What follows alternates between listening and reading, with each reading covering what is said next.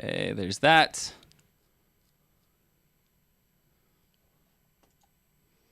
Hello to anyone who's here.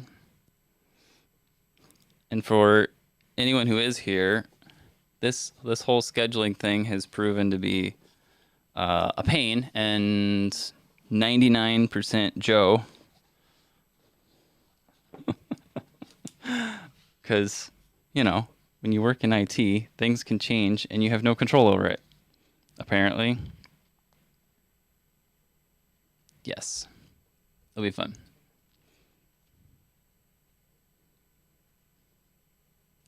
Ooh.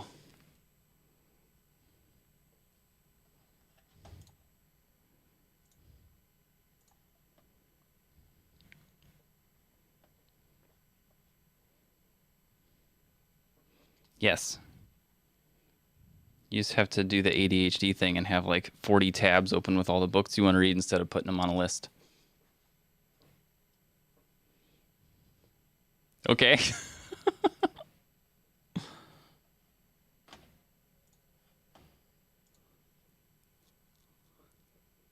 Okay.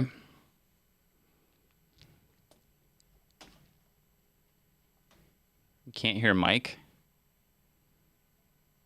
Oh. Here, hold on. Thanks, Puzzler.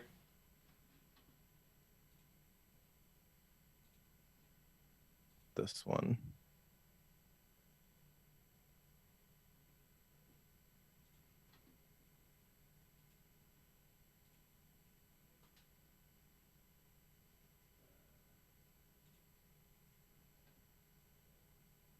Check.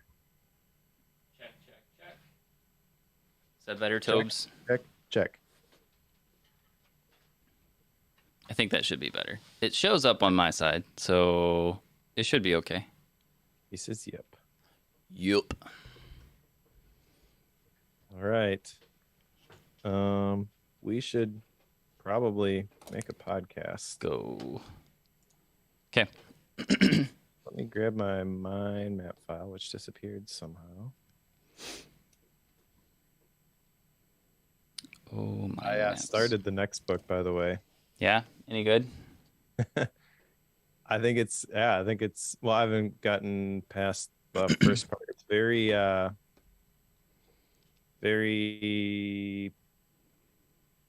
self-congratulatory. He views himself as the sole proprietor of the mind map, but Yep. some good stuff in there. That's what I've heard. Like the reviews of him is, it all revolves around he's kind of full of himself. That's okay though. Which is why I was hesitant to pick a book by him. Sure. Okay. All right. I am ready. Okay. Good when you are. The countdown. 3, 2, 1.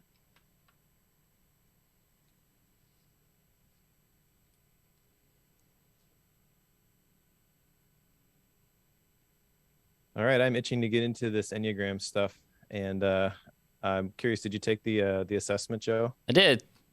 Awesome. We're gonna have a great conversation about that, but first we got to crank through some follow up. Okay. So the question on everybody's mind is: did you time block? I did. I usually at least attempt it. That's usually what I do. So this comes from Joe having angst around time blocking, but yet everybody tells me it's a thing I should do, so I feel like I should continue to try to do this. And it usually fails on me, and yet I continue to think it's a thing I should try. So I attempted this once more, this time with the intention of, let's do this in the mornings. Let's not attempt to do an all-day thing. We're not going to do the 24-hour thing that some people do. Do you do it 24 hours, or do you just do like your workday? I think it's pointless to time block sleeping because I protect those hours anyways. I honestly, you know how like you put in your sleep goals into the Apple Health thing? Right. And I don't know if it's the default or if I set it to get 8 hours of sleep every night. That's my goal. I can count on one hand, since they added that feature, the number of days I have not gotten 8 hours of sleep. Nice.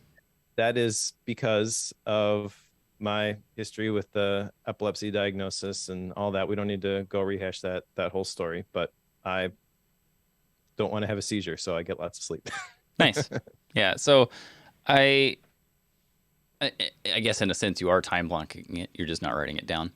But Yeah, so that's the long answer for no, I don't time block those hours. But my waking hours, basically, yeah. yeah, so I 7 a.m. to 9 p.m. I I feel like if I were to attempt to do that, and have attempted to do that many times, it just doesn't seem to go well because there's so much of my day that I can't control. And when you have a portion of your job that requires you to react a significant amount of time, I guess, it gets kind of difficult to time block that. So how do you handle when fires are going to come up? So what I was attempting to do is let's time block the mornings because it seems like the mornings I can usually control somewhat, and yet I don't have to react as much during those times. So I was attempting to do this, and I will say I had some semblance of success with this one, and I think that's because I'm mostly able to kind of block off myself from, and I'm pointing over here because that's where the door is. It's currently shut with a recording sign on it. But I'm generally able to block off a lot of the distractions, interactions in the mornings, knowing that that's okay if I have time for that in the afternoon. Like if I make that available to people, it can be done. Now, I know that like Tuesdays are kind of a tough day for that because that's when like the majority of our staff is in. So Tuesdays have proven to be a bit of a challenge to make that one done. So I was only time blocking till about 10 o'clock on Tuesdays, but it seems to work okay. And I say okay because I think the portions of it that fail for me yet are potentially ADHD related, not necessarily external problems. It's more of an internal struggle that I work through. We actually may get into some of this today, but this is forever the Joe struggle, I think. But all that to say, I think I had a little bit of success with it. I want to kind of continue that experiment. We'll see if that comes of anything. I say that knowing that as soon as we're done recording here, I'm leaving for 5 days to go to a cabin with my in-laws and brother-in-law. So that'll be a fun 5-day vacation doing that. I don't time block the vacations, and I generally don't time block the weekends either, unless there's like a project that I'm trying to get done and I need the time to work on it. But try to avoid that as much as I can. So I'm with you on that. And yeah, I think you just time block the part of your day that you can actually control. Right.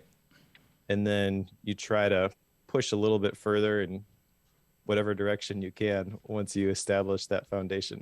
Right. Yeah, and that seems to be what's working. So I'll continue the experiment. We'll see what comes of it. But I finally had at least some form of a success with time blocking. Nice job. So you have 3 here. Yeah. How'd they go?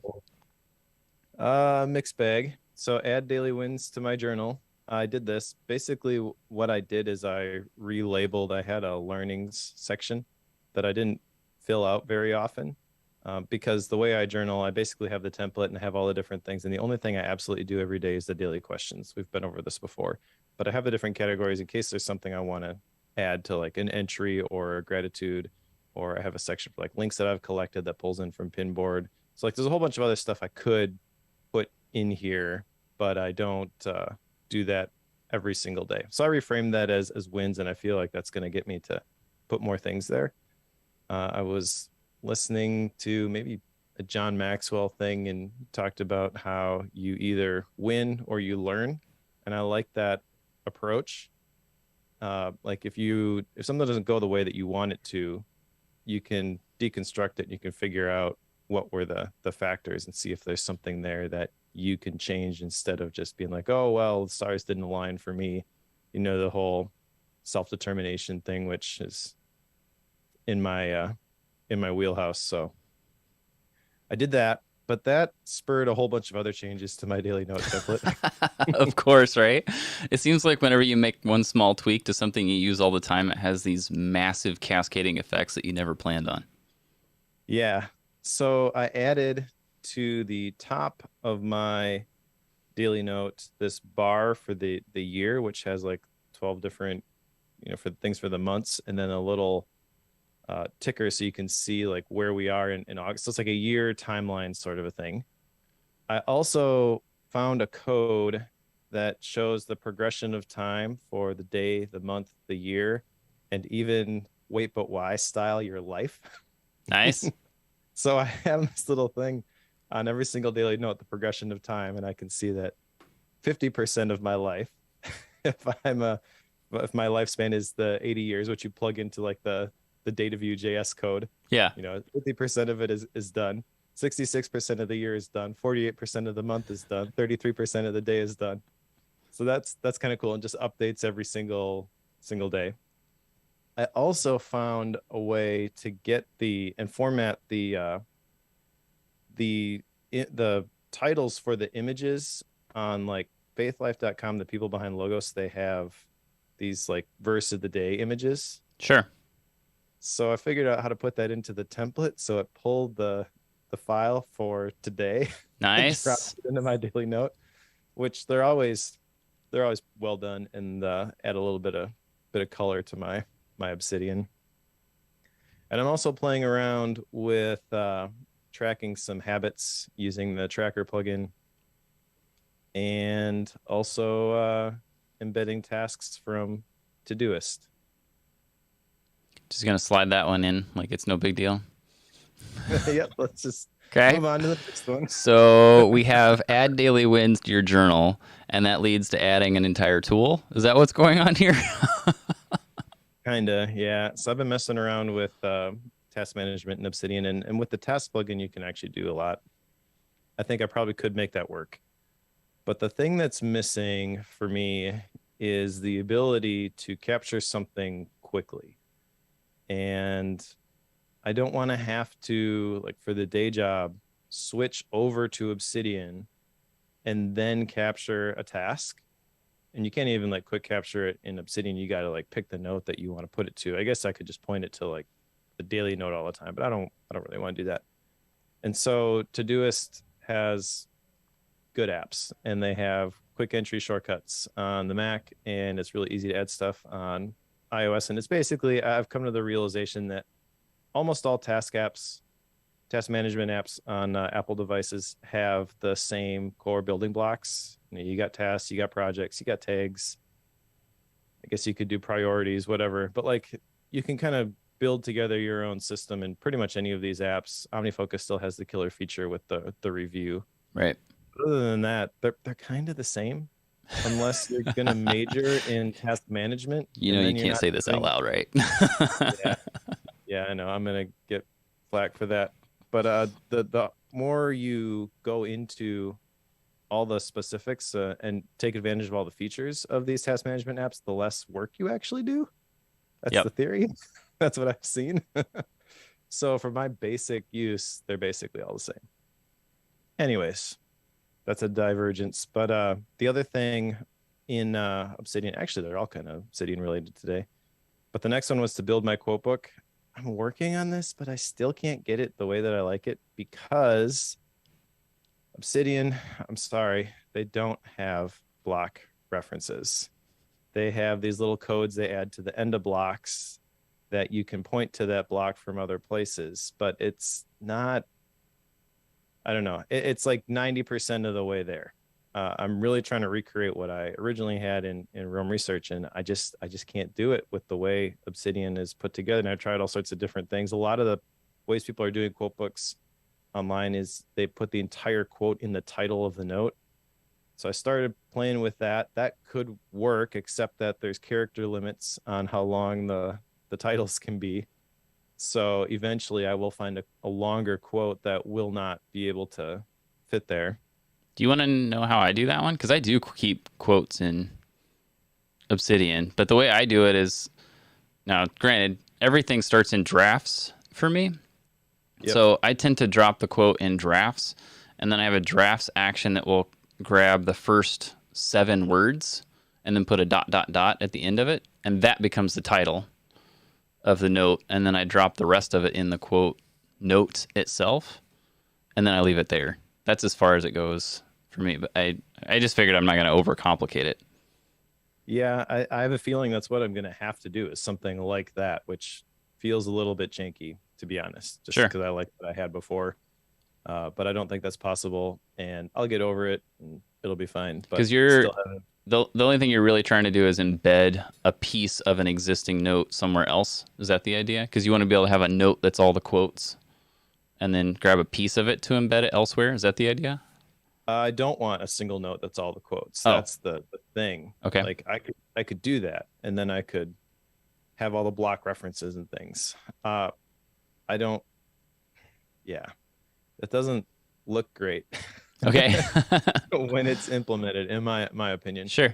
So I feel like with Obsidian, you kind of have to do what I want to do. You kind of have to have the quotes be notes themselves, but was hung up on the length, the three dots. I think that's probably what I'll end up doing. There is a lot of advantage to having each quote as its own note because then you can put in the YAML metadata. You Right. could put like author in there. You could put topic in there, and then you could do data view queries to pull on that information, and that's pretty cool. Yep. That's something that I could never do before other than just do a plain text search and hey, do any quotes have this word in it? So there's something there, but I still haven't cracked that nut. I will use your suggestion though, and just do the dot dot dot. I will say I haven't had an issue doing that because then you can, like, if you want to just put a link to the quote, like it's just a shortened version, so then it doesn't take up your entire note that you're trying to link back to the quote from.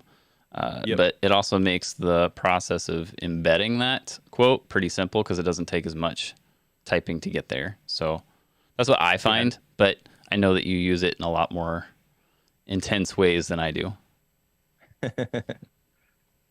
Yeah, well, we'll see. I mean, I broke MindNode with all my It's true. images for principles, so maybe I can break Obsidian too. We'll see.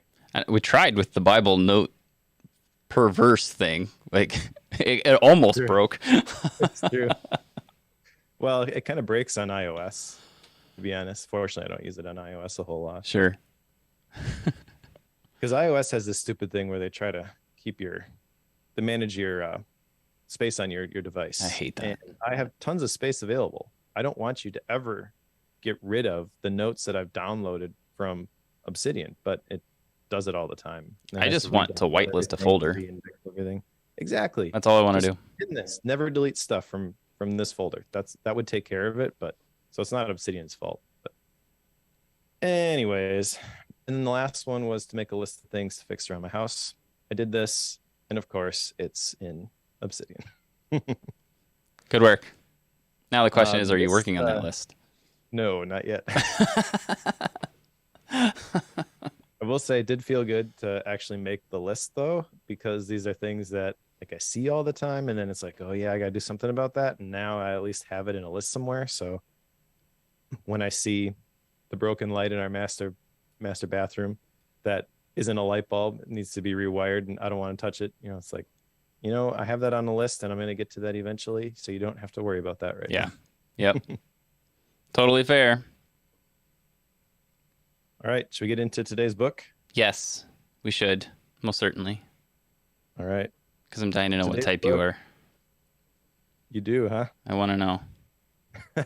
All right. Well, today's book is The Story of You by Ian Morgan Cron.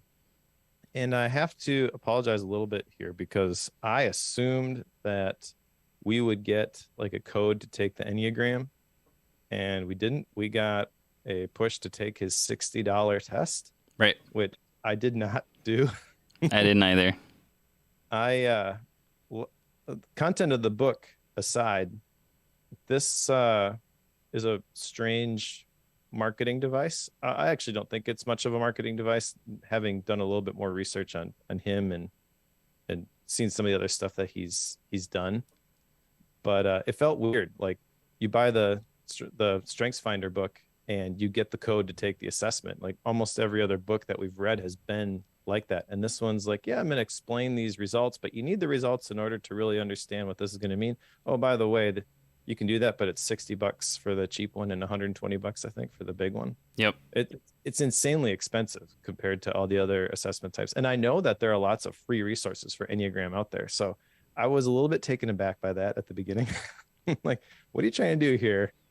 But yeah, so we both took an assessment. I found one that was actually research based because there are different versions of them are just almost like Facebook quiz style. Answer 5 questions and we'll tell you your type. And I feel like those aren't super valid. The larger sample size you have, the better results you're going to get. And I found one by RHETI. I don't know what that stands for off the top of my head. Riso Hudson But that one Enneagram looked Type like it had Indicator. a whole institute behind it. Yeah, and they had done a bunch of research behind how they formulated their results and how the types tied together and things like that. So Enneagram is basically like this framework that it seems like there are a lot of different people who interpretations or creative license and how it actually gets implemented. Yeah, I took the one you sent me because you have so much interest in studies and how they're done that I figured I'm not going to argue with Mike on this. So I just took the one you sent me. That's all I did. And I have to say that the results on it kind of confused me at first, but it wasn't too bad. Did I lose you? Maybe I did. Oh, there you are. Are you back? I got you back. Yep. Sorry about that. All I heard was I took the one you sent me. Okay, hold on. It looks like is the stream having issues too? It's showing a red dot. I don't know what just happened. I still got you though. Okay. That's fun. So this seems stable to you? On this end now, yeah. Okay. Not on YouTube. YouTube is frozen or really low quality. It says it's sending data though. I don't know what to do with that. Oh, it's gonna come back now. Okay. Weird. I don't know what that was. Okay. Let me jump in there again. So I just took the one that you gave me, and I have to say, like, it was what was it? 144 questions, and it was basically like pick the one that's most applicable. And when I got the results back, it's like, oh, that kind of makes sense. And then the more I read it, it's like, wait, I've got 3 that are like all within 2 points of each other. It's like, oh, crud. I don't ever get this whenever I do these tests. Like, it's always like this one is very obvious, the thing. And in this particular case, I had 3 that were like all at the top, which now I don't know what to do with that because normally I don't have that problem. So now I have to try to figure this out between these 3, I think, because it said that, you know, the top 3 are the ones that you're most likely to be within. So it's like, okay, now I got to try to work this out. So thankfully I took it before I read it. So I think I kind of know where I'm sitting, but I think we'll get there. The other interesting part about the Enneagram is that you basically pick your own type. You Right. pick the one that resonates with you. So the assessments are basically like a starting point in the journey. And then you figure out or just decide, like, this is the one that I am, which is kind of interesting because you have more agency in deciding how you're going to implement the strengths and the shadow side of all of these different types. And really, it's in your best interest to be as accurate as possible because there are things that you have to deal with and work through in order to realize the strengths of the different types. But that's different than a lot of assessments, which are just, you are this. Right. And now your entire life will change and fall in line with how this works. You are this tendency. Mike loves that. Yeah, so I think this is kind of a cool approach, and I know the Enneagram itself is kind of based off of in the words of the Amazon description for today's book, an ancient personality typing system. So maybe that kind of leads to it. Maybe productivity books and business people weren't a thing when this existed, and so they just flew under the radar and didn't have an opportunity to say, this is the way things are. Right. brand it their own way. I don't know. I don't know. It's a fascinating way to do it because normally you would, like you're saying, you would have somebody tell you exactly like, here's your thing. But in this case, you know, for example, my wife is certain she knows what her type is, and yet she's not taking the quiz. Like she just kind of read some of the descriptions. She had somebody else tell her, like, "You're this." She's like, "What?" So then she went and read about it. Like, "Oh yeah, that's me to a T, 100%." So even folks who haven't taken the quiz, I feel like if you were to read like some of these synopses of each of the types, you could figure it out pretty quick. So I say that knowing that because this is, and to be honest, I didn't really think of this book as a sales pitch. I get that it kind of is, but even if you don't take the quiz, I feel like you could get quite a bit of value out of this because when you get to the one that is you, I feel like you'll know it pretty quick. So I don't think there's a deterrent in the book if you haven't taken the quiz. But like you're saying, there are cheaper ways to do it. I did go take the exact same one you did. That way we were both kind of on the same footing with it. I didn't even look into his because by the time I got to that point, you'd already sent me a link. So I was like, oh, okay. So I just completely skipped it and went on. I did not know it was that expensive. So maybe don't do that. I don't know. It seems weird. The way you're saying it is like that. I don't know why you would sell a book to explain results of a test that you have to pay to take. Like it just seems weird to do it that way. But I hadn't connected all those dots till you explained it a minute ago. Well, I'm intrigued by it now, to be honest. I kind of want to take it because um, he also has a podcast called Typology, which he mentions a few times, I think, in here, but it's not really like a big self-promotion thing. Right. I should also say his main job, if you want to call it that, I guess, is he's an Episcopal priest. Yeah. And that is something I've heard about the Enneagram is that it is kind of rooted in Christian theology. I didn't see that come through in any of the assessments that I took, but I guess if you're looking for that and are really put off by that, be aware that it seems like a lot of the Christian circles tend to like the Enneagram for some reason. It just seems like a personality type assessment to me, so whatever. Yeah. I was obviously as a Christian, it didn't like it wasn't off-putting to me, but later on in the book, he eventually like he starts bringing in quite a bit of biblical references and such, which I was not prepared for. I didn't know that was coming at all, but it made sense the way he explains it. So there is that component. If you're going to pick up the book, if that's off-putting to you, just be aware of it. Yeah, I really don't think it's not very that, pushy no, at all. It's not, and a lot of the content of the Enneagram itself, really, there's not anything religious there. Right. I bring up typology because I listened to an episode and it was fascinating to hear him talk to somebody else and kind of act as the therapist, I guess. Yeah. The person who was on the show was somebody who had achieved a lot and was a 3. We'll get into the specifics here, but it was kind of interesting to hear her tell her story and then him just kind of comment here and there. And everything that he added was like pretty profound, and you could tell like he really understands this stuff. So after listening to that, I kind of do want to take his assessment, see if what additional information is in there. I don't know that he's the guy for the Enneagram. There's also another app called the Ennea app, which has like a $2.99 in-app purchase for all of the information with the types. And it has a version of the assessment that you can take in there. I took that one too, and that confirmed the results that I got from the RHETI. So that one's probably pretty decent as well and much less expensive. The RHETI, by the way, I think was like $12. Yeah. So it really wasn't bad. But the book itself is broken out into 12 different chapters. I think we have to talk about all the chapters probably, but they'll also go pretty fast, I think.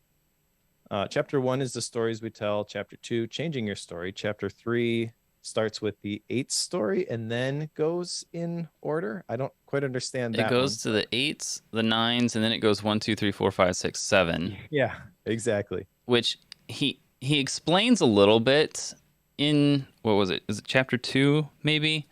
Yep, That the reason for that is because there's like triads of these, correct. and you want to start at the beginning of those triads, which means that in order to cover the one first, he has to cover the one's triad, which actually starts with number 8. So that's why he Correct. has to do it that way.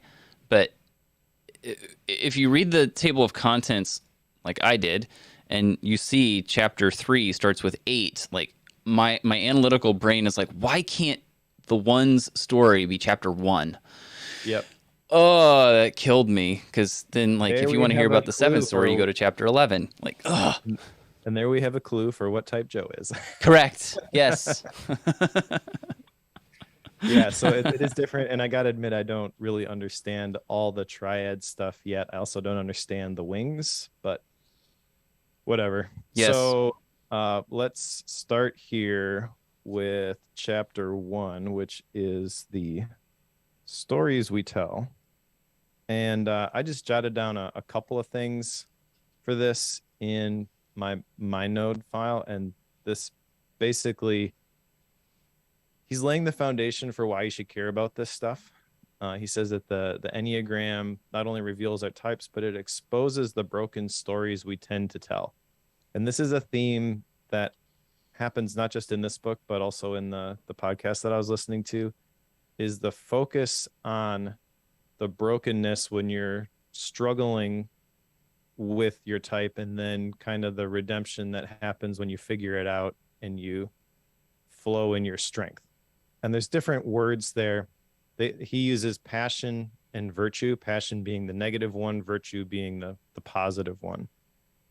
So I like this, though, this framing about we're all just in the middle of our own stories. And if you want to live a different story, you have the ability to do that. And that's basically the Enneagram in a nutshell. You pick the story for the type that you want to live, and then you model your life after that. And maybe model is like gives the wrong impression, because it's not like you completely change everything. It's just kind of your perspective and how you go about the things that you do. As we get into the types, if there's one that resonates with you, you understand like, oh yeah, this is why I do this. Maybe I could do this instead, and that is kind of interesting. But that's basically chapter 1. Anything else you want to add there? The only thing I want to add is that in chapter 1, he's basically telling his story, and I'm not going to go into the details of that. But at the end of that process, he has a mentor who's helping him understand kind of himself, and he asks Ian the question, "Do you ever wonder if you're living in the wrong story?" And like Oh, I that's forgot about that. I love that part. yeah, it's a pretty fundamental like crux, I think, almost for the entire book, because of the way he's laying it out. But it's his point is that you might be making choices and you might be living a certain way, but that doesn't mean that's where you are best suited, or it's not necessarily playing into your strengths. You're not becoming aware of your weaknesses. Like there's so many different ways you can take that, but that question, do you ever wonder if you're living in the wrong story, is fairly profound, I would say. And it's one that's, I don't want to say haunted, but it hasn't left me alone since reading that question. And it's I could see how that could play out for a lot of people. It's like, look at your life right now, and if there's aspects of that you feel are uncomfortable or you're struggling with, maybe you're taking yourself down the wrong path. That's ultimately, I guess, what I'm getting at. But anyway, I appreciated the question, but I know you like questions. I do love me some questions. That's actually the perfect place to go into chapter 2, I think, because chapter 2 is changing your story. And this is where he explains that many people feel sorry for themselves while they're living in the wrong story. And we, for whatever reason, tend to be fiercely loyal to our broken stories. He mentions that all transformation starts with story transformation. And I can 100% get on board with the direction that he's going with this. Then he also talks about how each Enneagram type has a passion and a virtue. He says that your passion is the source of your suffering. That's kind of interesting. But it's also not something to be eliminated, because that passion, that source of your suffering, according to the Enneagram, when you learn to channel that, it becomes a virtue or a strength. And he's got this little acronym thing for how we're supposed to change called SOAR: see, own, awaken, and rewrite. See, this is a much better acronym than whatever that one was from. See, I can't even remember it. You don't even need to remember it. It was terrible. From the last book. Yeah. And he also introduces the idea of agir kanta. I don't know if I'm saying that right, but that is acting against.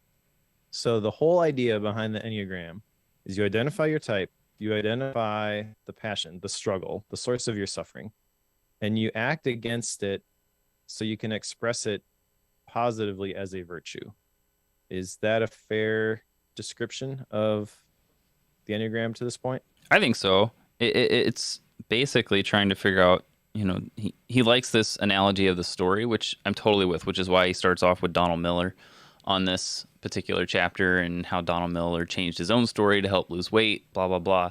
But he does lay out how each of these revolves around your story itself, which is fitting because when he explains each of these, he tells a story to begin with.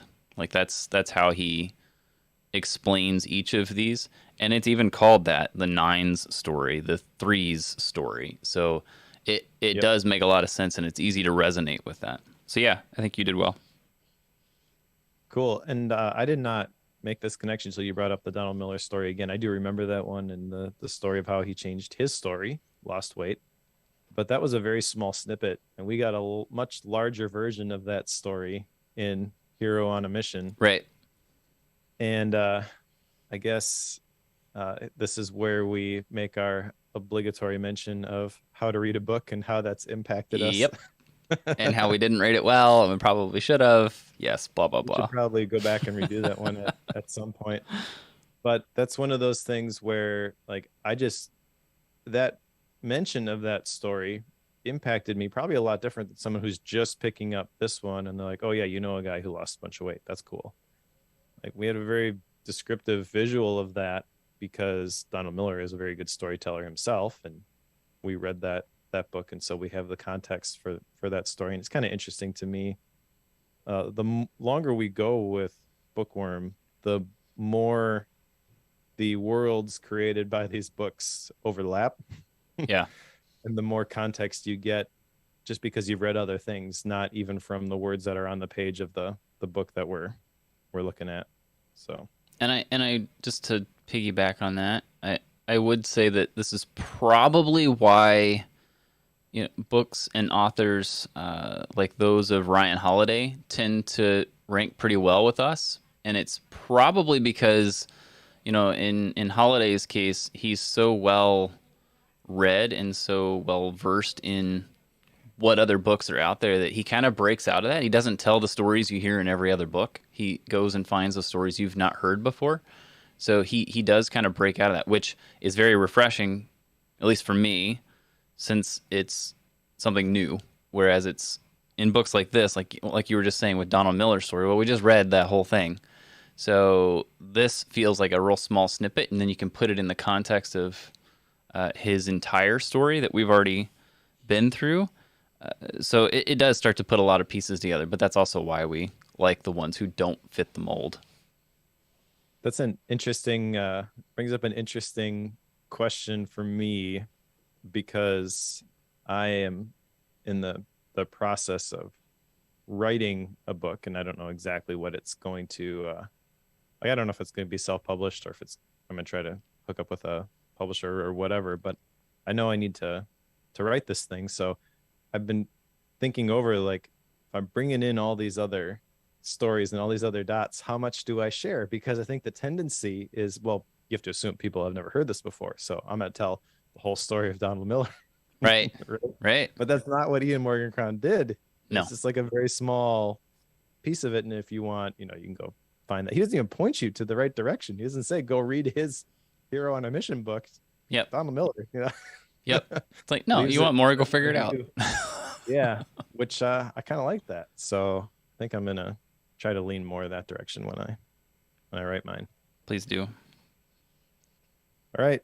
The next chapter here, chapter 3, is the Eight's story. Oh, it's gonna drive me nuts, Mike. It's totally gonna drive me nuts this whole episode. Well, I have in my mind node file here not only like the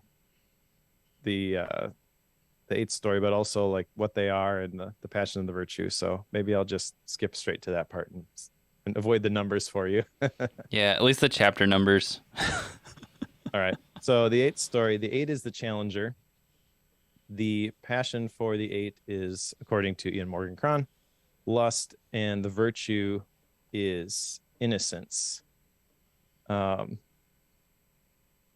Yeah, I got a whole bunch of stuff here for each of these, but I don't really want to just crank through all the different notes I have here. I guess I would say that the Eight tends to develop a confidence in their own ability, and they tend to view their strength and others' weaknesses as the thing that is going to help them achieve success. Kind of the shadow side of the Eight he talks about is that they could be controlling of others, and they have to realize that vulnerability is not a weakness.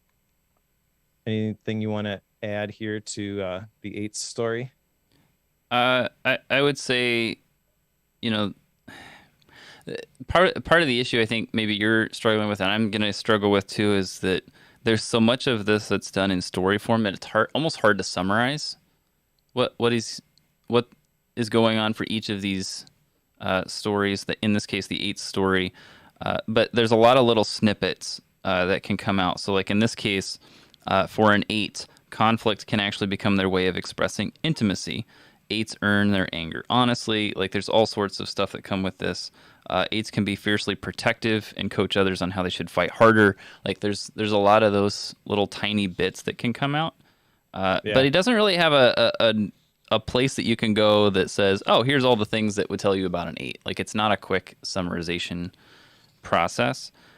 But yes, I think overall Eights tend to be a very strong, big, what do I say? I don't want to say powerful, but very confident and not domineering, but forceful person, I guess, would be the way to say that. But I think you get what I'm trying to say.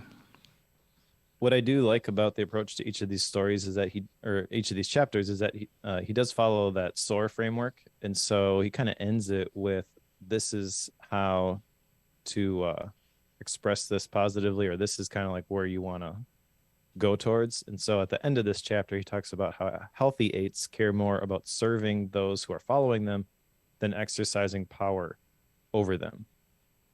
So yeah, the Eight is kind of born for conflict, and they challenge everything. Hence the name, the Challenger. Should we go on to the next one? Yes. Yeah. I feel like we could kind of get through them and then maybe spend a little more time on our own results, maybe. Let's do it. All right. So the next one is the Nine's story. And the Nine is the peacemaker. The passion for the peacemaker is sloth. The virtue is right action. And the Nine basically believes it's up to them to maintain unity and avoid conflict. The problem with this approach is that Nines often become invisible rather than stand up for their needs, feelings, and preferences, and they feel that what they want doesn't really matter. And this is kind of the negative expression of a Nine, if you want to frame it that way. They don't want to threaten a connection with someone, so they choose not to assert their own agenda. They can become passive aggressive as resentment grows over how they need to accommodate others just to keep peace. And I had my wife take this assessment as well. She is a 9. Which is interesting because when she read the names, she thought she was going to be a 4. I think that's the romantic, the one that That's the the individual, I think. No. according to the RHGTI, yeah. But Oh, that's right. according to Ian Morgan Cron, he frames it a little bit different. Right. That's the one that tends to be really creative. So she's like, "Oh yeah, obviously that one is me." But then when she took the assessment, she got the result back for the 9. She's like, "Actually, that's spot on." Nice. Yeah, there is a list here of like some of the difficulties or struggles that each of these deal with, and just a few of these that come from the 9. What I want doesn't really matter. Everything is okay if there's no conflict. It's best not to be too affected by life. I'm a nice person who doesn't get angry. I'm okay as long as everyone else is okay. Like sometimes those phrases kind of help me. Now, again, some of those are more negative than positive, of course, but sometimes it's easier for us to see the negatives in ourselves than the positives. So if that helps for you to resonate with one of them. Right. All right. The next one, chapter 5. Oops, I did it. Sorry. The one's story. Don't do that. This is the improver, and their passion is anger. Their virtue is serenity, which is kind of a strange one, I think. Yep. Ones are typically remarkably mature as children, are seen that way. They tend to follow the rules and they set a good example, but those high standards eventually become a burden. They work hard to be perfect and wonder why others can't relate. They believe it's their job to make the world a better place. They right wrongs wherever they find them. And they have trouble recognizing that their perfectionism is the source of their unhappiness. I mean, there's other stuff in here, but that's the gist of it. Yeah, they're always looking to improve themselves and to be good. Some of those phrases that are in this one, what I should do is more important than what I want to do. I'll finally be happy when I'm perfect. I need to be good so people will like me. I need to be right all the time. I have to maintain control. If I relax, everything will hit the fan. The risk of being criticized or judged is not worth the shame and self-judgment it could cause. So you can kind of get a feel for like they want to continually improve things but have control of things. Exactly. One of the things that they talk about that's important for ones at the end is that they need to make rest a priority, schedule vacations, days off, and downtime to recharge, which is kind of interesting. They are fully alive to the need to be better tomorrow than they are today. The lifetime task of a one is to learn to occasionally ignore duty, celebrate, and enjoy life. All right. The next one is the 2, and the 2 is the helper. The passion of the 2 is pride, and the virtue of the 2 is humility. And they see themselves as the helpers. They have trouble asking for help themselves because they don't want to appear selfish, and they end up putting others' wants and needs above their own. While they're young, they learn to disown their own needs and focus on helping those around them. They are people pleasers. They tend to adjust their image to make people like them. And they gravitate towards meeting the needs of others in ways that reflect their own.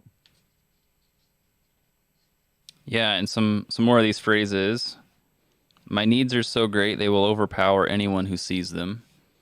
People like people who are always cheery and who flatter them. People who know me should already know what I need. If I express my needs, others will reject and abandon me. That's kind of to me that's kind of strange. Like if you're so willing to help someone else, wouldn't you be willing to ask for help so somebody else could have that same feeling? Anyway, I probably want too much. Winning the approval of others is key to my feeling worthy. I guess one of the things that kind of stands out to me is there's so much like externalizing of your own worth with that. So I could see how that could get to be pretty difficult. All right. The next one is the 3. The 3 is the performer. The passion of the 3 is deceit, and the virtue is authenticity, which is a little bit strange when you first hear that, I will add that the typology podcast episode that I listened to, I mentioned that was a 3. And so having listened to that, I see this a lot better now than having just read the book itself. Basically, the story that was mentioned on the podcast was this person was really successful early on in their life, and then they just did everything that they could to maintain that external picture in people's eyes. So early in life, from the book now, 3s conform to the expectations of the important people in their life. They tend to struggle with feeling like they can't be loved for who they are. It's all based on what they do. They can feel like their dreams don't matter. They have to follow their family's expectations. They want to make their parents proud, but they don't realize it when they do. One of the stories he mentioned in the book that kind of hit me was, I think it was Jeff Goins was a 3, and he's talking to his dad, and he's like, I just want you to be proud of something that I do. And his dad's like, I'm proud of everything that you've done. Yeah. Yeah. And very short story, but that really hit me. Yeah. Not tipping my hat, by the way, to the one that I am. This is not me. Yeah, it is interesting too, because as I mentioned, he does tell a story for each of these. Do you notice he gives last names on all of them? Like, you could go hunt these people down with a search, and figure out kind of their background and such. Normally, people try to obscure the identity of these folks, but not at all here. He's got full names. You can go learn all about them. So anyway, for the 3s, some more of these phrases. I'd be happier if I were more successful. If I'm not number 1, I'm nothing. The world rewards doing, not being. I'm valuable when others admire me. Failure isn't an option. If you're not a somebody, you're nobody. It's okay to wear a mask to win over different types of people. But I think, the thing that probably stands out the most to me about this one is the whole deceit versus authenticity piece that you were talking about. Like, okay, I value authenticity so much that I'm going to deceive people in order to maintain that. Like, it just seems kind of backwards, but yet that's that sort of thing happens with all of these. I'm not just calling out the 3s here. Like, there are a lot of those for each of these types. I wonder if the reason he uses the last names is because they have appeared as guests on his podcast. Oh, it could be.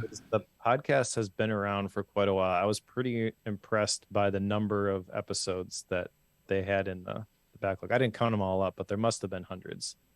So Sure. It wouldn't surprise me if he has relationships with these people, that he's had them on the podcast. And Sure.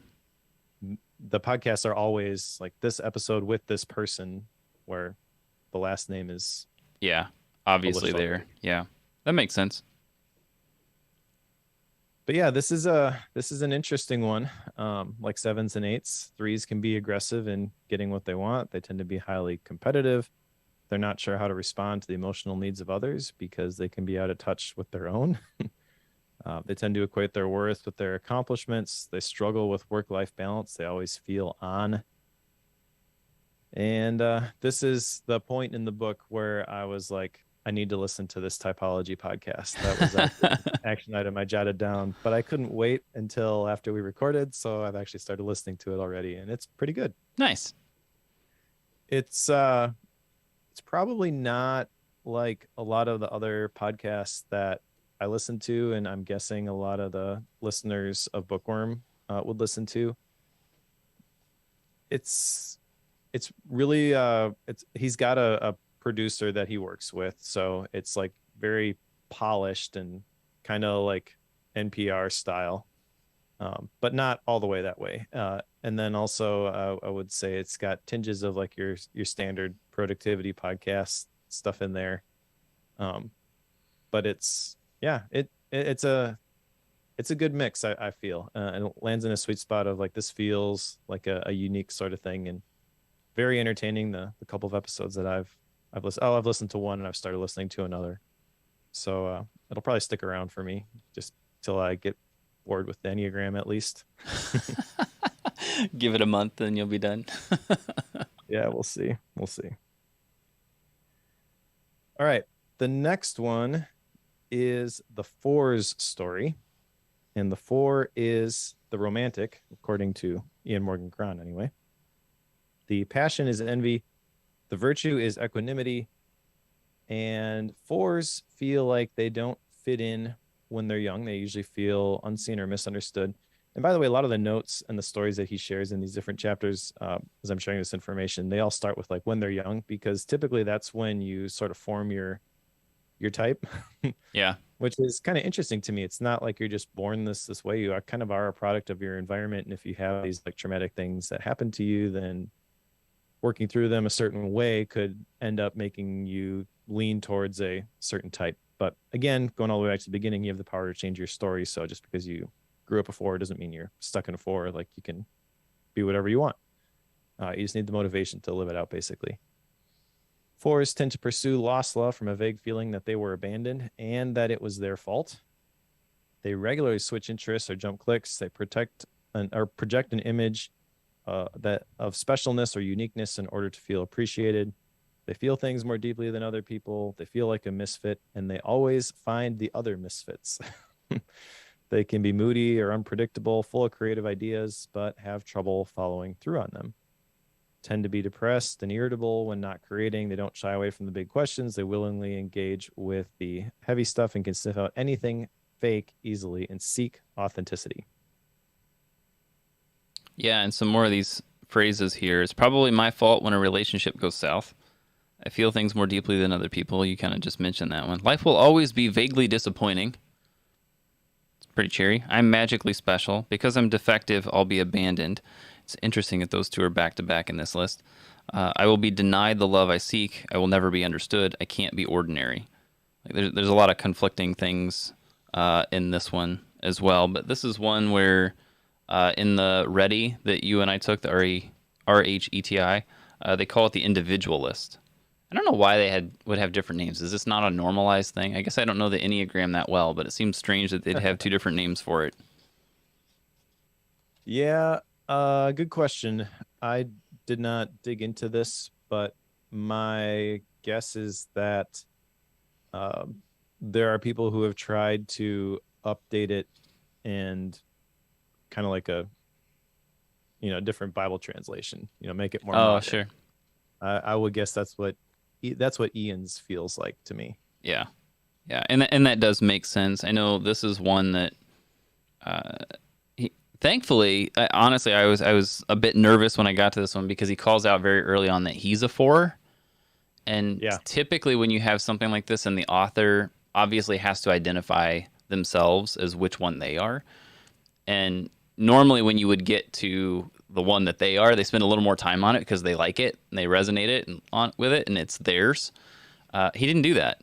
So I was grateful that he kind of just kept the same approach. He didn't, make it sound like it's the one that you should have and this is the one you should be because I'm this one.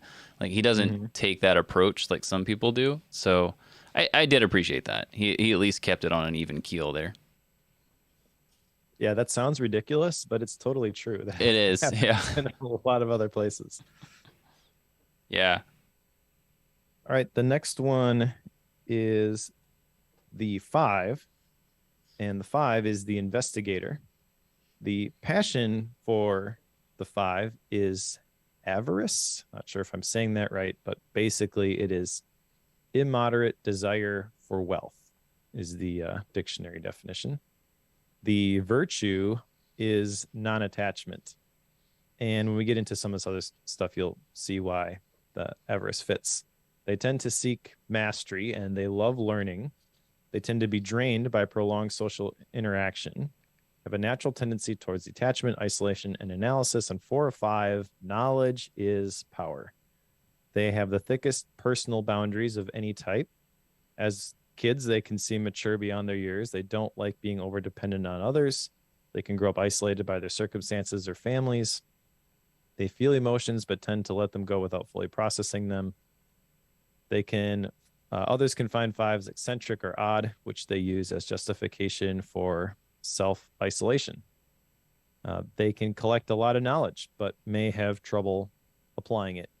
And essentially that is the whole goal of the 5 is to get more information, to get more knowledge, believing that is going to lead to more success. So you can kind of see how like a lot of entrepreneurs probably fit into the the 5 category.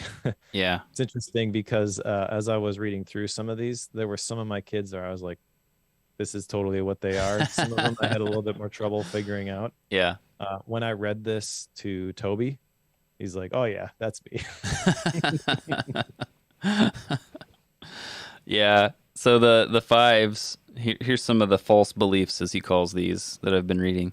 It's safer to observe than to participate. If I open up to relationships, people will demand more than I have or want to give. If I'm spontaneous or express my feelings in the moment, others will disapprove and I'll feel embarrassed and out of control. The more I know, the safer I'll be. So I guess that does kind of fit into the whole, you know, let me learn as much as I possibly can. Information is power concept. So data people probably fit this really well. Right. Yeah. This is not me, by the way. Just spoiler alert. All right. I just realized I think I have my chapters mislabeled here. I got to go back and count these all out now because on the outline we're on chapter 9, but I think we're on chapter 10 in the book. We just did the number 5. So chapter 10 is the sixes story. Yes. Yeah, it is chapter 10. Okay. So and yeah, go ahead. I wonder what I missed here. I'll fix that later. But anyways, the 6 is the loyalist. The passion for the 6 is fear. The virtue is courage. They have a deep desire to uphold fairness, justice, and traditional values. They're reliable, dependable. They uphold what is right and good. They panic without safety growing up, and they live in a constant state of anxiety. These are the people who kind of always look for the worst case scenario. They tend to be really loyal to who and what can offer them protection and security. They're quick to heed warnings from overly protective adults. And he mentions that there are 2 kinds of anxiety. I think that's anxiety or stress. But basically, there's phobic and counterphobic. And phobic is where you assume everything is dangerous and you avoid it. Counterphobic is where you train to meet the challenges and overcome the worst case scenarios in your head. And that's obviously the one that you want to get to if you are 6. Yeah, the outline seems correct to me, by the way. Chapter 10 is 6.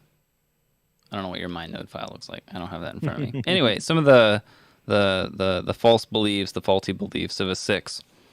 I'll be safe if I prepare for the worst. If I worry and plan enough, everything will turn out okay. It's hard to not doubt or to trust people when so many of them have hidden agendas. Can't trust myself to make good decisions. I'll always be filled with doubt and worry. I won't be safe or certain unless I have something or someone outside myself to trust and be loyal to. So again, this one's very external reliant, I would say, and that they're dependent on someone else or something else that they're remaining loyal to, thus the loyalist title. So yeah, that's kind of another external one. Yeah, he also mentions that there are more 6s than any other Enneagram type. And there's a couple of these where he offers some practical advice. We skipped over the one for the 5, which, no, what was it? It was, gotta find it now. There was one where he specifically said that they should practice gratitude. Can't find it now, my outline. That's okay. But in the 6, he mentions that you should limit the information that you consume on a daily basis. And I think this is good advice, whether you are 6 or any other type. But it's kind of cool to see those things sprinkled in there as like practical things that you could do right now, and as opposed to just a list of all of the productivity advice and all the life hacks that whenever you read those things, you're like, oh, I should create this habit and I should do this thing and I should do that thing. Yep. This was a better approach. I felt like it's like, of all that stuff that you could do, the one that's really gonna move the needle for you is this one. So I like that. Yeah, and one of those he calls out here for the 6s is that the way he puts it, most 6s eventually recognize that they must develop wellness plans and coping strategies if they're ever going to enjoy their lives. And I guess that's because the external dependency there. So if you're going to be loyal to things, like you have to have your own coping strategies in order to handle things when someone else isn't quite as loyal as you are. Right. Right. All right. The next one is the 7. And the 7 is the enthusiast. The passion for the 7 is gluttony. The virtue is sobriety. And this one I jotted down a lot. I love some of these definitions he's got here. It says 7s are caffeinated from birth. Yes. Everyone loves 7s because they bring joy to everything. They prefer to suffer privately than let anyone see that they hurt. They have selective memory and focus on the best. They look to take care of themselves with new adventures and positive distractions. They don't like being bored, trapped, or locked into a routine. They have an insatiable appetite and zest for life. In adolescence, they find themselves the center of attention. Others want to be with them. They're spontaneous, outrageous, and innovative in finding ways to be the center of attention. They're the first to think that the action is elsewhere. Their contagious energy cannot be suppressed. Most people cannot keep up with a 7 and aren't willing to try. They need options and possibilities. They get frustrated just hanging out and doing nothing. And when I read this description, I showed it to my wife, and she's like, "Oh, that's Malachi." And it was interesting because there is some tension between my wife and Malachi specifically, because we call him million-mile-an-hour Malachi. Yeah. He's up at 7 every single day, because that's the time we have set is like you can't get up before this. Right. But every day on the dot, he comes out of the room at 7 because he doesn't want to waste a minute living life. And it can get exhausting for my wife to keep up with him. And it comes across sometimes as like he's always looking ahead to the next thing, and it comes across as like he's not listening or paying attention. He's not, but it's not because he's a bad kid or he's in active rebellion. He's just constantly looking for the next new thing. Yep. And because his mind moves so fast, it can be frustrating. He's like, well, I just told you need to do this first. Yes, but I was focused on this other thing, so I have no idea what you said. Yeah, exactly. All right, some of these mistaken beliefs of a 7. I can't endure feeling bored, trapped, locked into a routine, or FOMO, fear of missing out. I must have multiple escape options. I can't depend on anyone for anything, especially for supporting me when I'm in pain. Charm is the best first line of defense. No one can be trusted to satisfy me. I'm on my own. What I really want can't be found in the present moment or inside myself. It's always outside and in the future. So, very fast moving, I would say, as you're calling out. Yep. Yeah. All right. The last chapter is chapter 12, the larger story. And this is just a couple of like closing thoughts here. He mentions, and this is actually where the religious part comes out. So skip this chapter if that's off-putting to you, because he's really just reiterating again that we are all broken in some way. Nobody's perfect. And he says that when we let God put us back together, the result is something that is better than new. And he uses the story of that Japanese pottery that is broken and then like remade, and you can see all the cracks. And most of the time you would think like, well, if something is cracked, then it's worthless or it's devalued. And he said that no, this specific type of Japanese pottery, the fact that you can see all the cracks and they've been meticulous in putting it back together, that's actually the thing that makes it valuable. And I feel like that's a pretty cool way to wrap this all up. It's like, you're not going to be perfect. We've all got these cracks. So just own them, do the best that you can, and you'll come out better on the other side. Yeah, I like you're saying, like this is where the spiritual religious side comes out. I don't feel like this is like from a Christian stance and from a biblical stance, I feel like it's fairly well done.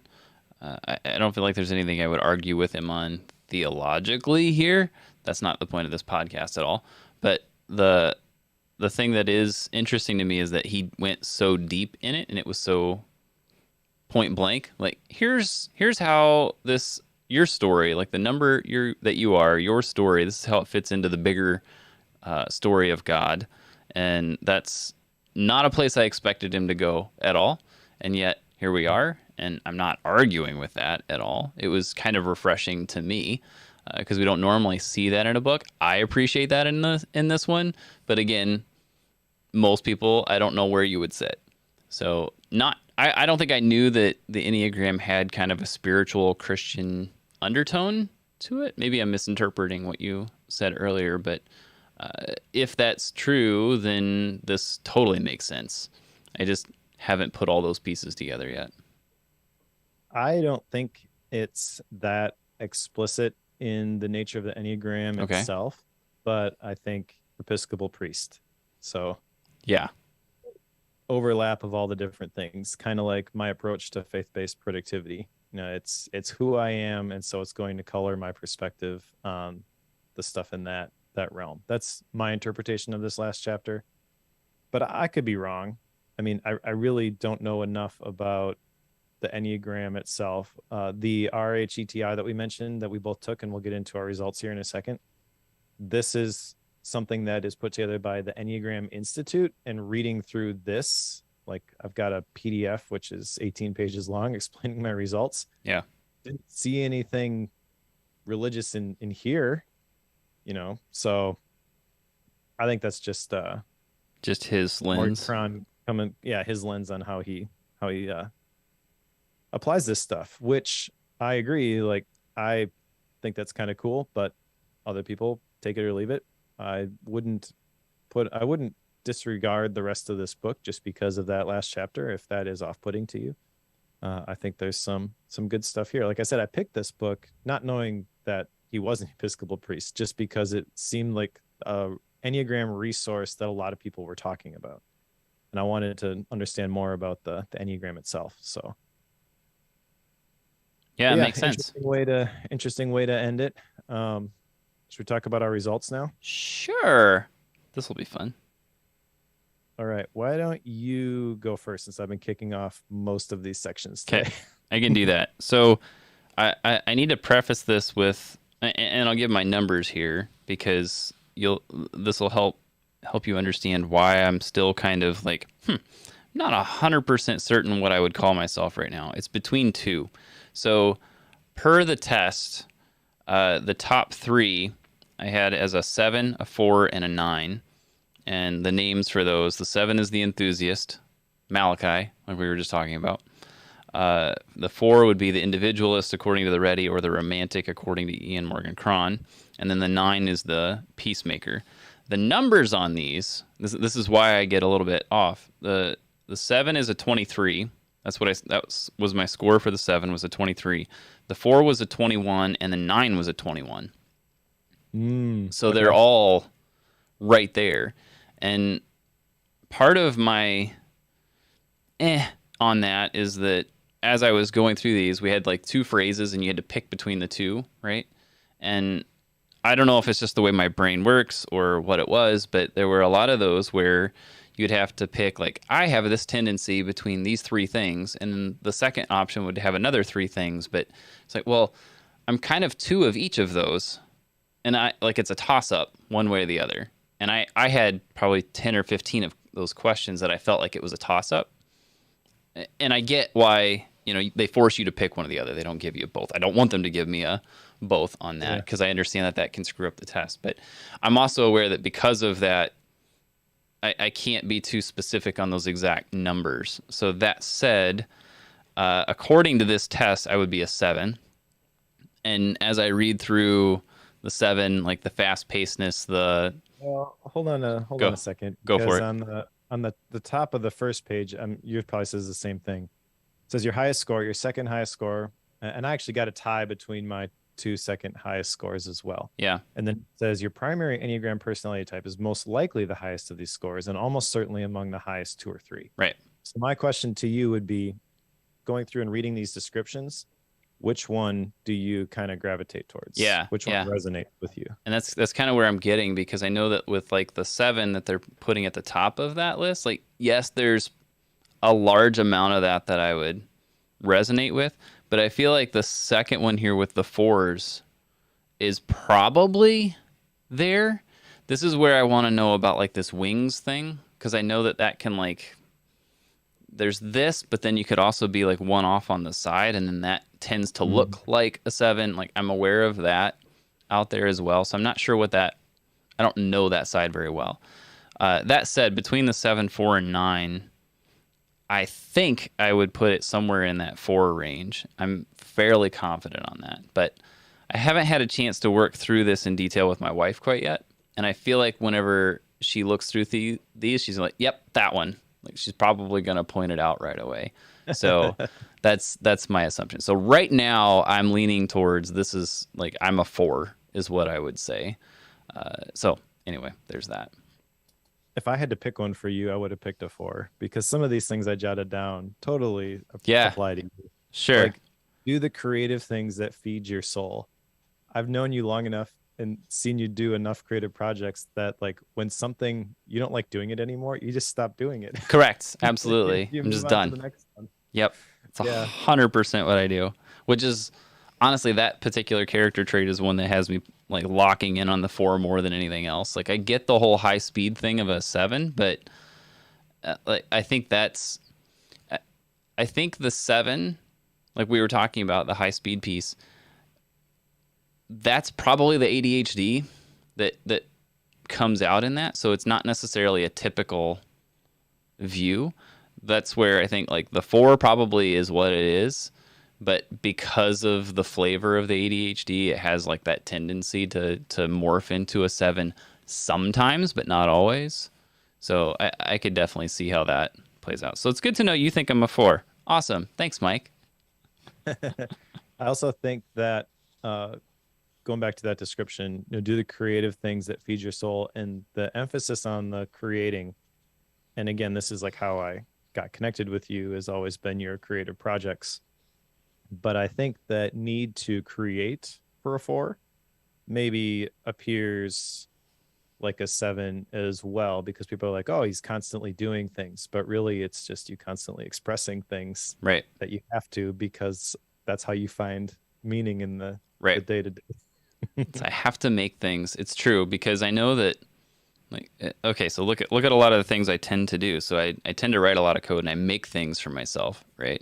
But when I go home, it's very common for me to spend time like building random things. I gotta make stuff with my hands as well. So I'm regularly trying to dream up how to make things like, and it's silly stuff like how do I get the door to the chicken run to open without me having to crawl underneath inside the run to get to it? Like, can I get some sort of rope mechanism over here to do this for me? And how do I get it to hold down so that critters don't get in? All these things like that. That's like right up my alley. I'll do that all day long.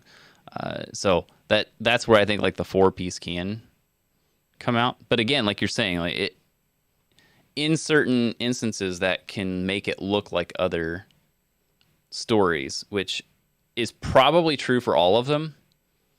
That was the part that I learned just in reading these test results. Like, okay, they've got me at a 7 at the top. It's possible I'm tied with a 9 off the 4, but at the same time, like I feel like everybody's probably going to have something like that whenever you take these tests. Like there's always going to be one or two others that like, oh yeah, I do like half of those things, but it's because the one that you're on, like in my case, the 4, like it can look like one of the other ones. So you have to keep in mind like your internal feelings on that. Like what is your motivator for it? Not necessarily the actions that come out of it. If that makes sense, what I'm saying. Mm-hmm. It does. So there you go. Well, for now, we're going to say Joe's a 4. I don't know what to do with that right now, but there we go. All right. You want to try to guess what I am? Off the top of my head, I was going to guess a 3. 3. Interesting. Okay. Not a 3. Okay. That is on my results number 4 on the list. Okay. So I guess technically there's a possibility that I would be a 3. Not likely though. Yeah. So my second and third one that I tied, second highest score was a tie between type 6 and type 8. So the loyalist and the challenger. Yep. You can definitely see flavors of those in my experiences. But the highest score, and this is definitely the one that resonates with me, Okay. is the one. Okay. I am a reformer. Yep. And there's one thing specifically here. It says one of the lifetime tasks of the ones is to learn to occasionally ignore duty, celebrate, and enjoy life. I put like a hand raise emoji because that is me. Yeah. uh, I feel like there's one of these which is the loyalist, right? But this is how the loyalist is expressed for me is like, well, I said I was going to do this, and so I'm going to do it, even if it destroys me. And over the years, I've had to learn to say, you know what, it's okay if the thing doesn't get done. Yeah. But I would, stay up all night to get the thing done if I said to somebody that I was going to do it. And typically, it was with other people, making a commitment to somebody else. The commitments to myself weren't as big a deal. But the other thing that really illuminating to me was the need to make rest a priority, to schedule vacation, days off, and downtime to recharge. That it's not exactly a vacation, and it's a very different type of energy. In some ways, it is a form of rest, but not really. I do feel like this is the whole idea behind the personal retreat stuff, though. It's not that I can disconnect from it and not do anything and fill my tank, but it's just getting away from the day to day and thinking about things. And that clarity is I don't know, maybe it's artificial rest, right? But it's physically taking a break and mentally understanding what is the most important thing. And the most important thing is obviously the mission or the purpose that the one is going to achieve, is going to attach to. Like, I'm going to make the world a better place. Yeah. So I'm going to impact as many people as I can. That's totally me. Out of curiosity, how close were the other two, the 6 and the 8? Were they pretty not even close? So the score for type 1 was a 26, and then 22 was the Okay. tie. Yeah, because I think, the 8 is probably one I was like, that would have been my second guess. Because I know your stances with conflict and stuff. My wife is an 8, which is super fun. So we've figured a lot of that out. But that's probably where I would have put you as like my second guess. But yeah, I think I could see the 1. I definitely could. Like the improver / reformer. Like I could see that pretty easy. It seems like, whenever you get a mission in mind, like nothing else matters until that's done. If it's ever done. Like that's where you tend to go, and like nothing's going to stop you from achieving that. So I can see that one pretty easy, which is maybe this is why you and I get along so well. You're on a mission, and I can dream up ways to get there. Probably. So when did you take the assessment? Did you take it before you read the book or after? Before. Okay, I thought you said you took it before. Yeah. I intentionally took it after because I wanted to read through all of these and see which ones resonated with me. And I saw like different things in the one, but that's not what I would have picked for me prior to taking the assessment. Yeah. Like you, I probably would have seen like the 8 or the 6. And it's interesting because even like the Peacemaker, I recognized that there were the 9, like that's there were things in there that resonated. Like I remembered specific things from my childhood where I ended up playing the Peacemaker role quite a bit, but I think that's partly because family dynamics, and my dad was probably an 8 or a 3. Yeah. But so like when I got done reading the book, I'm like, I have no idea what I am. I can identify with pretty much all of these, even though type 9, the Peacemaker, the score I got for that was a 6. Like that's the last one on the list. Yeah. So I tried to guess, what I thought I was going to be. And then I took the assessment, and then I looked at the results of the assessment. I'm like, not what I expected, but totally agree with that. Yeah. Yeah.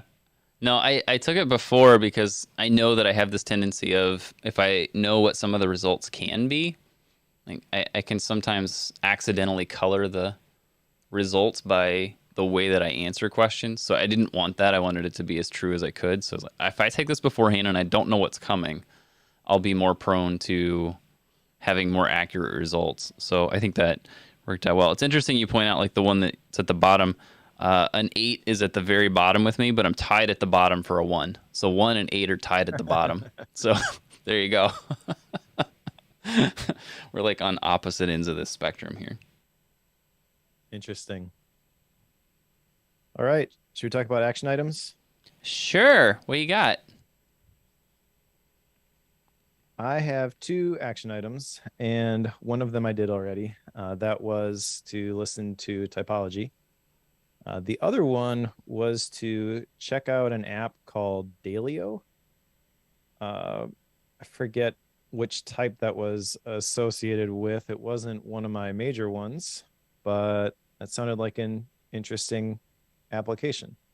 So I'm gonna take a look at that. Not make any promises about using it every day or anything like that, but I think it is like a mood logging sort of a thing, which I've sort of been on the lookout for something like that for a while. I've used mood notes in the past and it's really cool, but I kind of don't think it's being actively developed anymore.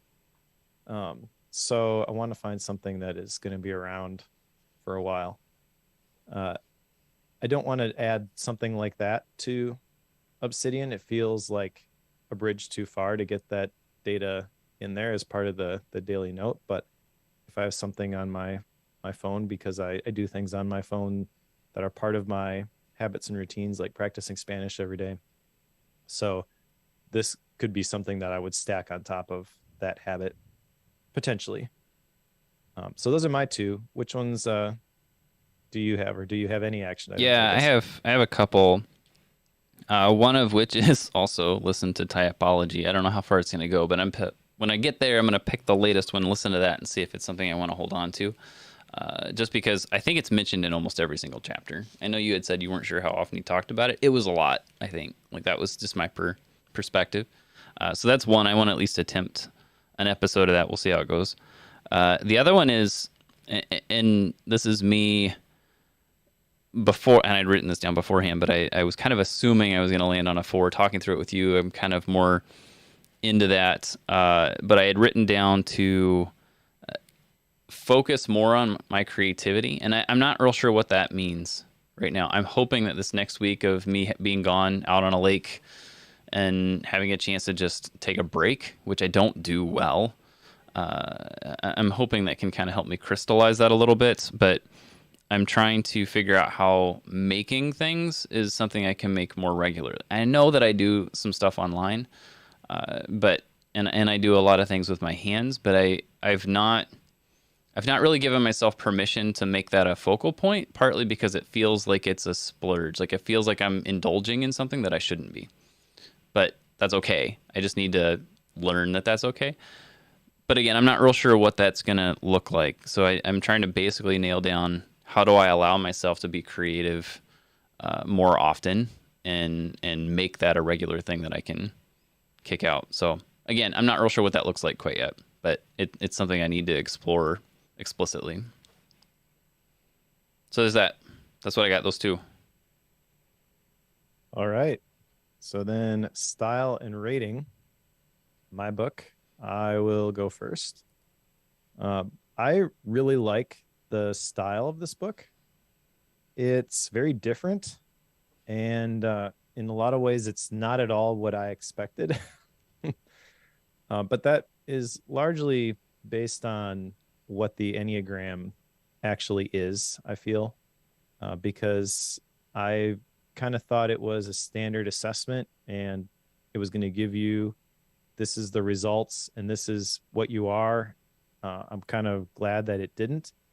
I'm kind of glad that the approach is basically, well, you're probably one of these, but attached to the story that resonates with you the most. So that's cool.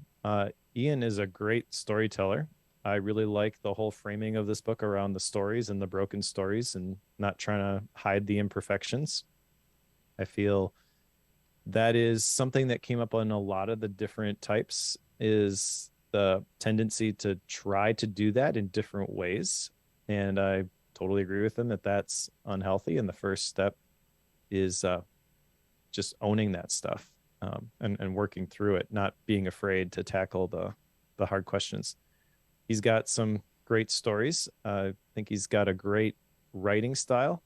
It's borderline humorous, I would say. It's fair.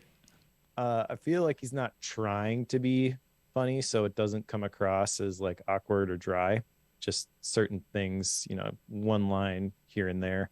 Uh, it's kind of Donald Miller esque, but not to that level. So I'm having trouble picking a number for this, though. I think I'm going to go 4.0 just because I'm not sure. I would guess that there are probably better resources for the Enneagram out there, though. I like the stories that he uses, but I also feel like the way the chapters are framed, if you were just looking for like more information on the types themselves, the format is maybe not the best way to do that. And maybe that's the elements of the five, showing up there, but like just give me the list, right? He had one list at the beginning of the different types and then the passion and the virtue. But I feel like the whole idea behind the Enneagram is ripe for that kind of thing. Like, give me a summary table at the end of each one of these chapters. I'm not saying you needed to do that, but there's an opportunity to take that approach, and maybe that would have been better. I don't know. But overall, I'm really glad that I read it. I'm really glad that I took the assessment. Still kind of bummed that I didn't get a code to take his by reading the book. But whatever, I'll get over that. It is kind of weird. Like, there is no official Enneagram assessment. So when you go search for one, you'll get like a whole bunch of different results. And it's kind of confusing, like which one you should start with. So there'll be links to the RHETI that you and I both took in the show notes for this, as well as the Any app, which is the only decent iOS one that I saw. But yeah, 4.0, I would recommend it. But I think there's a possibility that maybe if someone were to say, what is the absolute best Enneagram resource out there, this maybe isn't it. Yeah, I know that his writing style is very interesting in that, like, I love that he would tell a story. I love that he had kind of a framework that he worked through for each type with the SOAR, SOAR. And I think that that's probably the best way to come at this. Is like, you got to have some systematic way of coming through these. It absolutely drove me nuts that it wasn't in line with chapter numbers and in order. Completely irrational. I get it, but it drove me absolutely bonkers. Like, I would look at I kept getting like the numbers screwed up in my mind because I would get to... I got them screwed up on the episode. Yes, like we would get to the 4 story, but it's chapter 8. So then like I translated it to, it was the 8 that I was reading about, but he kept saying 4, and it's like, why are you talking about 4? We're on 8. No, that's chapter 8. Like, it just completely messed with me. Way more than it probably should have. I couldn't, like, the number thing was just driving me nuts, and I couldn't let that one go. So I have to say that that's a ding on it. I don't know how you do it though. Like, like you're trying to get chapter 1 through 9 to make those line up, but I get that he was trying to do the triad thing. Maybe that was unnecessary, probably unnecessary because he never talked about the triads in depth so that you could understand those, because there's too much involved. He didn't talk about the wings thing that I know exists. There's also like there's like a circle. If you, the test that you and I took, the ready test, there's a circle with a triangle. So you've got like the 7 leans towards a 1 or a 3 for your strength or weakness or whatever. I forget what they call it, but there's those types of things going on. Those aren't even mentioned that I could find in this book. So there's a lot more to the Enneagram than what's in this book. That much I know. And I don't know what those really are. And I don't know if he should have brought those up, but all of that combined just made it kind of difficult for me to say that, like, this is your go-to resource for the Enneagram. But I think you're in agreement with me on that, is that this is probably not the go-to place to learn all the ins and outs of the Enneagram. I don't know what that place is. If somebody's listening to this and you know the answer to that, please point me to it, point us to it. So we'd love to know that. But I know that this is probably not it. That said, just from a style and author's perspective, for what he's doing, I think he did a good job. I just don't think that this is your go-to. That's all I'm saying. So that all said, there's a lot of great stuff here. Picking a number for it, I think you're absolutely correct. It's difficult to do that because of so much that's going on here. But that said, I think I'll join you at the 4.0. It just seems like that's the right spot to be. It doesn't seem like it's so bad. It needs to be a 3 something, but yeah, I think a 4.0 is a good place for it to be. So I'll join you there. Cool. On the topic of the additional resources for the Enneagram, by the way, he did come out with very recently the Story of You workbook, which I have, but it's like 100 pages, and these are not simple fill in the blank style answers. So I haven't had time to go through that yet. I feel like this is going to be a significant effort in order to complete this, but it's quite possible that would explain the wings and triads and all that kind of stuff. So that makes sense. Give them the benefit of the doubt there. All right, let's put the Story of You on the shelf. What's next, Joe? I want to read Mind Map Mastery by Tony Buzan, because Mike does his mind node files, and I've been listening to ADHD Nerds by Jesse Anderson a lot lately, and the concept of mind mapping has come up a couple times there, and it seems like something that would be helpful to me, and I feel like I want to read a book about it, so I'm going to drag everybody along for the ride, and I figured Mike's a good resource to have along for that ride since he's been doing it for 4,000 years. So Mind Map Mastery by Tony Buzan. That's what we're going through next. All right. And following that, what are we doing? Following that, we are going to read I Didn't Do the Thing Today by Madeline Dorr. This sounds like something I do a lot. It's a book about overcoming productivity guilt. Nice. Which I feel is a trending topic at the moment. The whole idea of like the toxic productivity. And it looks very interesting. I saw it come across as like an Amazon recommendation or something. And typically like I just move on past those. But that one caught my eye. Clicked on it and read the description, and I'm like, oh, that looks interesting. Completely forgot about it. And then somebody that I respect brought it up the other day. And I was like, oh yeah, I got to read that book. Nice. How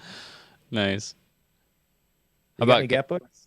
I'm not quite done with it, but I'm still in the middle of Digital Zettelkasten. Kasten? I don't know how you say it. I've heard it both ways. Anyway, I'm still kind of in the middle of that. So I'm planning to finish that up while I'm out this week, and then dive into the mind map piece. So that's kind of where I'm at with books right now. You? Cool.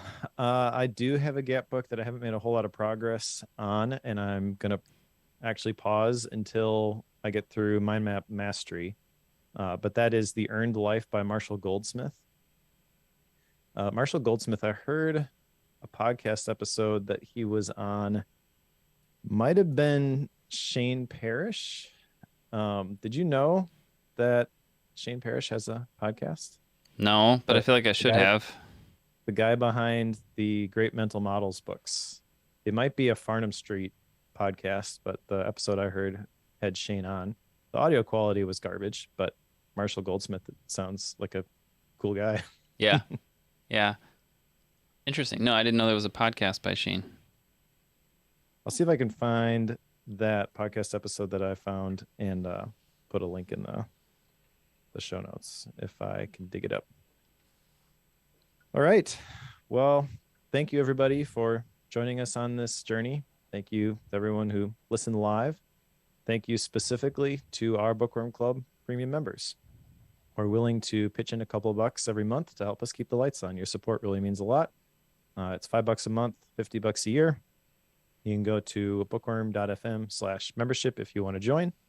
When you join, you get a couple of goodies like my mind map files, a couple of Gap episodes that Joe did back in the day, a 4K wallpaper that I created. But the big thing is that you are helping us to continue to do Bookworm. So thank you very much for all your support. And if you want to join, again, bookworm.fm/membership.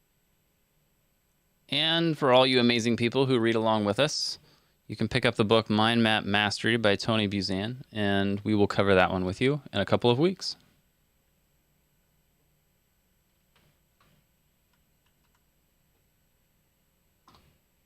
Well done, sir. Likewise. Yo. If you're still around, Matt.